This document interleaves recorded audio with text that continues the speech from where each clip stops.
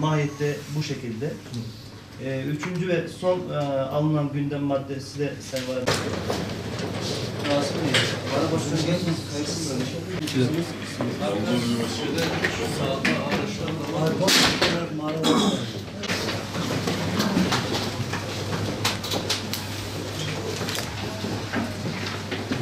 Türkiye hem geçiş güzergahı üzerinde hem de ne yazık ki hasreten gençler üzerinde olmak üzere Türkiye'nin tamamında ciddi anlamda yaygınlaşmaya başlıyor. İşin aslını isterseniz Bitlis'le ilgili konuda ben çok hakim değilim. Ama tahmin ediyorum Bitlis çok şükür ki diğer illerin herhalde alt seviyesindedir diye tahmin ediyorum.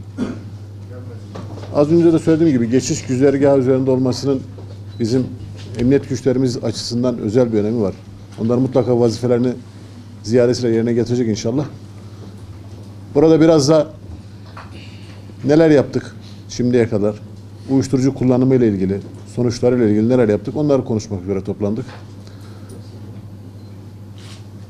Türkiye, dünyanın bu anlamda uyuşturucu kullanım konusunda oldukça gerisinde olduğu, dünya ortalamasının, hasreten de Avrupa ortalamasının oldukça gerisinde olduğunu biliyoruz.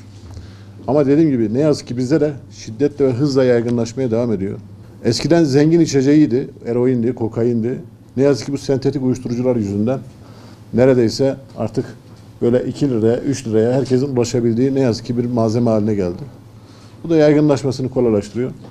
İnşallah burada hep beraber hem satıcı hem de kullanıcılarla mücadele anlamında, kullanıcıların tedavisi anlamında hep beraber güzel çalışmalar yaparız.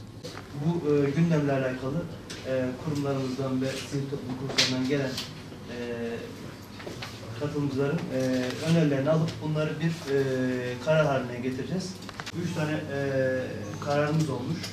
İlimiz merkezinde bulunan koruması gereken taşınmaz kültür varlığı şehridir bulunan yapılar neden olduğu asayiş olaylarının bertaraf edilebilmesi amacıyla tescillerinin kaldırılması yönelik Van korunması gerektiği bu taşınmaz kültür varlığı şehri bulunan 4 noktadaki metro binalarla ilgili muhafaza çalışmaları da tamamlanmıştır Sayın Valim. Yardımcı olması düşünülen yaşam alanı projesi düşünülmüş. Valilik proje birimi tarafından Sayın Valim.